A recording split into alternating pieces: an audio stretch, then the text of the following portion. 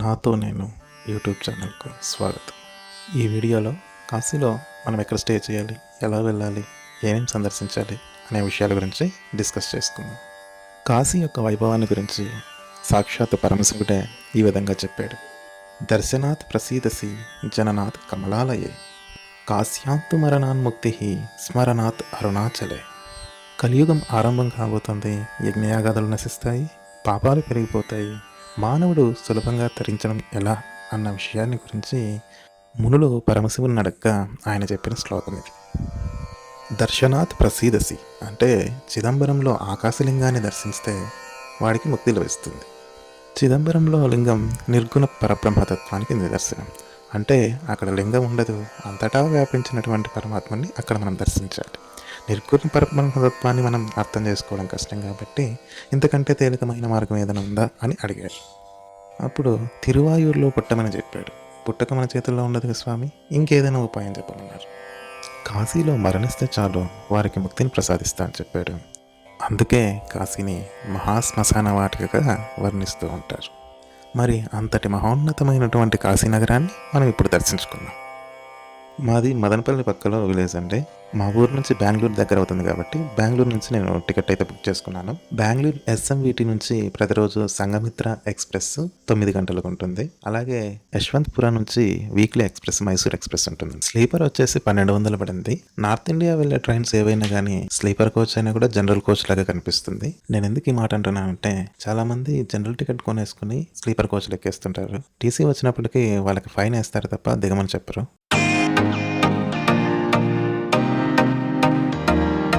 Train start కాగానే ఎవరు ఫుల్గా తాగేసి కొట్టేసుకుంటున్నారు.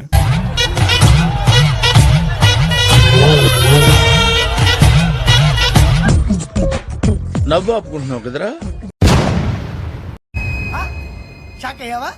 అవునండి, నేను కూడా షాక్ అయ్యాను. ట్రైన్లో విచ్చలవిడిగా సిగరెట్లు, పాన్ పరాకు, బీడీలు అన్నీ కూడా అమ్మేస్తున్నారు. మామూలు మన సైడ్ బఠానీలు అమ్ముతారు కదా, ఆ విధంగా అమ్మేస్తున్నారు. ఈ ట్రైన్లో ఆడమగ తేడా లేకుండా అందరూ కైని, గుట్కా, తంబాకు అన్నీ వాడేస్తున్నారు. అందుకేనేమో వీళ్ళు ఉమ్మేసిన పెయింటింగ్లే అధికంగా కనిపిస్తుంటాయి రైల్వే స్టేషన్లలో. మొత్తానికి 46 గంటల తర్వాత వారణాసి చేరుకున్నామండి.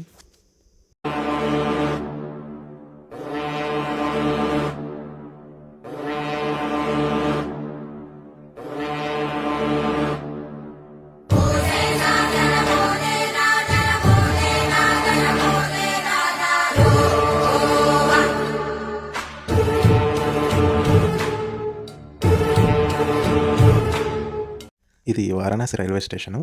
ఇక్కడ చుట్టుపక్కల ఉన్నటువంటి యాత్రా ప్రదేశాలను చాలా చక్కగా చిత్రించారండి. రైల్వే స్టేషన్ చూడటానికి కూడా చాలా చక్కగా అందంగా ఉంది.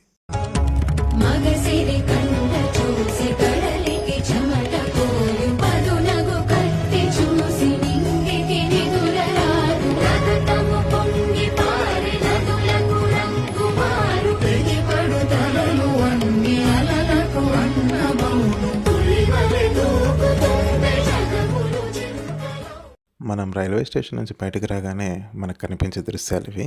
ఈ దృశ్యం చూడగానే రోడ్డు మీద రైలు బోగిని ఎందుకు అడ్డంగా పెట్టారనుకున్నాను.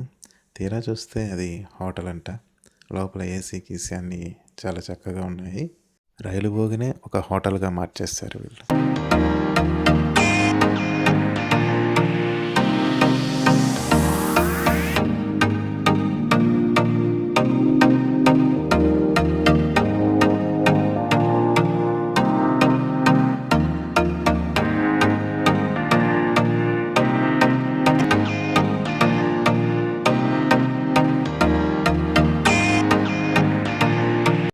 రైల్వే స్టేషన్ నుంచి నంది సర్కిల్కి 50 రూపాయలు ఛార్జ్ చేశారండి. మనకి ఇక్కడ సందులు ఎక్కువ ఉండడం వలన రిక్షాలు, చిన్నపాటి ఆటోలు మనకి ఎక్కువగా ఇక్కడ కనిపిస్తూ ఉంటాయి. ఇది నంది సర్కిల్ అండి. ఇక్కడ నుంచి 1.5 కిలోమీటర్ ఉంటుంది మనం వెళ్ళాల్సిన చోటుకి. పాండే హవేలీ, ఇక్కడ అన్నీ కూడా తెలుగువారి ఆశ్రమాలే అధికంగా ఉంటాయి. ముఖ్యంగా సైకిల్ బాబా ఆశ్రమం, శ్రీ రామతారక ఆశ్రమం అన్నీ కూడా ఇక్కడే లొకేట్ అయి ఉంటాయి. ఇది కర్ణాటక వారికి సంబంధించిన జంగంవాడి మఠ్. ఇక్కడ కర్ణాటక వాళ్ళకే కాదు అందరికీ కూడా రూములు లభిస్తాయి.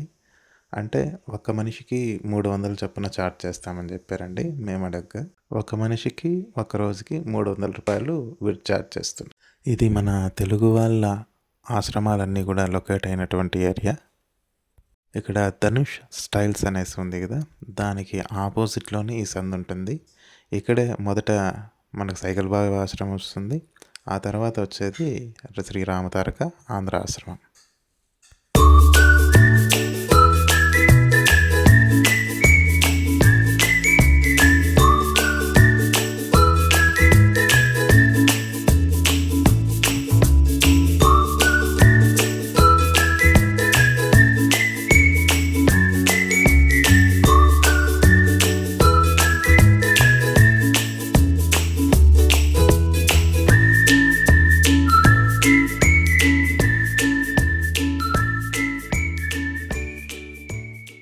మనకు ఆ వీధిలోంచి దగ్గరలోనే ఉంటుందండి ఈ సైకిల్ బాబా ఆశ్రమం.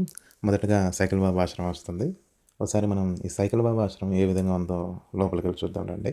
ఇదిగోండి, ఇక్కడ కనిపించేదే సైకిల్ బాబా ఆశ్రమం అన్నమాట. ఇక్కడ రూమ్స్ దొరుకుతాయి, అలాగే లాకర్లు ఉంటాయి. చాలామంది తెలుగు వాళ్ళు ఇక్కడ సైకిల్ బాబా ఆశ్రమంలోనే ఉంటూ ఉంటారు.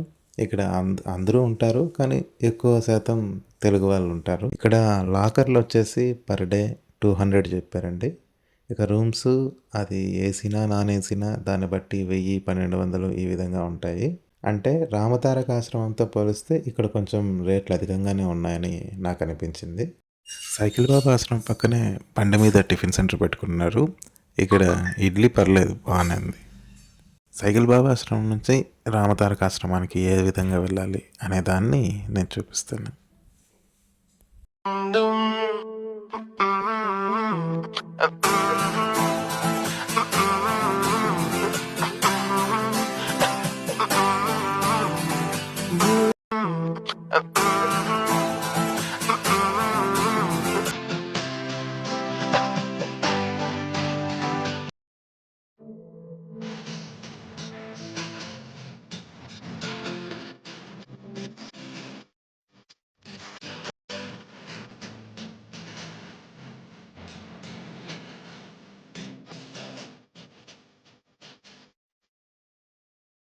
ఇది శ్రీ రామతారక ఆంధ్ర ఆశ్రమం అండి. మేమైతే ఇక్కడే స్టే చేసాము. ఇక్కడ మనకు కనిపిస్తున్నది రిసెప్షను, అందులోనే మనం బుక్ చేసుకోవాల్సి ఉంటుంది. ఇక్కడ కూర్చున్న వాళ్ళందరూ కూడా రూమ్స్ కోసం వెయిట్ చేస్తూ ఉన్నారు. అక్కడ రిసెప్షన్లో కన్ఫామ్ అయితే మనకు రూమ్స్ ప్రొవైడ్ చేస్తారు, లేదంటే ఇంకొక చోటికి వెళ్ళాల్సి ఉంటుంది. ఫ్యామిలీతో వస్తేనే మనకి ఇక్కడ రూమ్లు ఇస్తారు, లేదంటే కానీ మనకు లాకర్స్ ప్రొవైడ్ చేస్తారు. ఆ లాకర్స్ వచ్చేసి పర్ డే ఒక మనిషికి 30 రూపాయల చొప్పున, మేమిద్దరం కాబట్టి 60 రూపాయలు పర్ డేకి ఛార్జ్ చేస్తారు. ఫుడ్ విషయానికి వస్తే ఇక్కడ ఫ్రీగానే పెడతారు. మధ్యాహ్నం భోజనము, రాత్రికి టిఫిను ఇక్కడ ఉచితంగానే పెడతారు.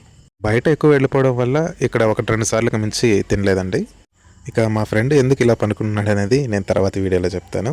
ఇదిగోండి, ఇవే మనకిచ్చినటువంటి లాకర్స్. ఇక్కడ చేపలు ఇస్తారు, ఫ్యాన్స్ ఉంటాయి. మేమైతే టెర్రస్ మీదకి వెళ్ళి పడుకున్నామండి. బాగా చల్లగా ఉన్నది. ఇక్కడ కూడా బాగా చల్లగానే ఉంది, వాతావరణం చాలా విశాలంగా ఉంటుంది ఇక్కడ ఏరియా అంతా కూడా. ఇవన్నీ కూడా రూములు, మొత్తం 3 ఫ్లోర్స్ ఉంటుంది, చాలా పెద్దది. వీళ్ళకి ఇంకా 3-4 హాస్టల్స్ ఉన్నాయని చెప్పారు దీని సరౌండింగ్స్లోనే. నాకైతే ఈ రామతారక ఆశ్రమం చాలా బాగా నచ్చిందండి. చాలా మంచి వాతావరణం ఉంటుంది, చాలా విశాలంగా ఉంటుంది. ఇదిగోండి, కింద కనిపిస్తున్నటువంటిది రోజు ఉదయం సాయంత్రం ఇక్కడ హారతిస్తారు, పూజా కార్యక్రమాలు జరుగుతుంటాయి. అది వచ్చేసి గుడి అండి. బయట నుంచి చాలా చిన్నగా కనిపిస్తుంది, కానీ ఇది చాలా విశాలమైనటువంటి ప్రాంగణంలో ఉందండి. ఈ వీడియోలో ఎలా రావాలి, ఎక్కడ స్టే చేయాలి అన్న విషయాలను తెలుసుకున్నారు కదండి. మరొక వీడియోలో కాశీలో ఏ ప్రదేశాలు చూడాలి అన్న విషయాన్ని రేపు సవివరంగా తెలుసుకుందాం. వీడియో నచ్చినట్లయితే సబ్స్క్రైబ్ చేయండి, లైక్ చేయండి, షేర్ చేయండి.